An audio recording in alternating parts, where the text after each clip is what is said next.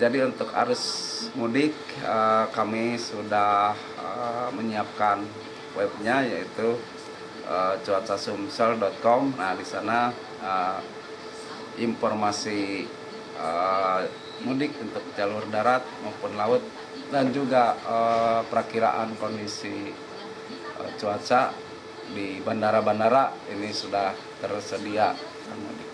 Ini informasinya selalu diupdate ya Pak?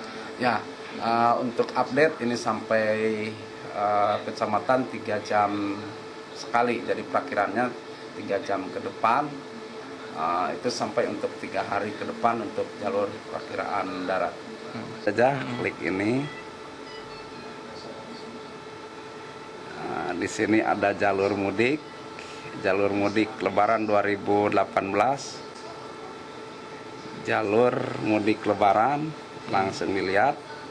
Pak Kota di sini kondisi cuacanya di sini baik di Sumatera, jadi dari mulai Sumatera, kemudian Jawa di sini, juga di sini Kalimantan.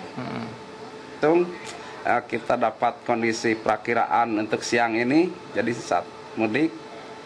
Nah, siang ini kondisinya ini dapat di sini.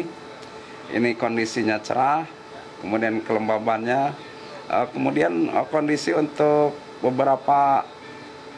Nah, ini untuk bandara. Ini juga update setiap setengah jam sekali.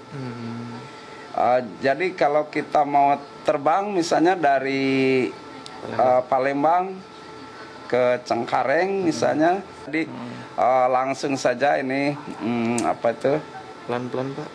Ya, jadi ini ada beberapa bandara ini dari mulai Sabang, Soekarno-Hatta. Jadi pada saat ini kondisi cuaca di Soekarno-Hatta, ini udara kabur 32 derajat Celcius.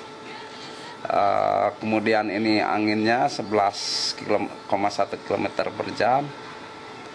Kemudian ini kondisi aktualnya. Jadi untuk saat ini visibility 5 km. Kemudian melihat beranda kondisinya gimana, kondisi cuaca, kualitas udara, gempa, kondisi cuaca jalur mudik, kondisi maritim, kondisi cuaca bandara, dan juga tentang yang lain-lain yang ada di 1 meter. Jadi masih aman-aman. Berbeda dengan yang merah. Yang merah ini udah bisa lebih dari 3 meter sampai 4 meteran. Ini misi slide, jadi hanya 0,25 sampai 0,5.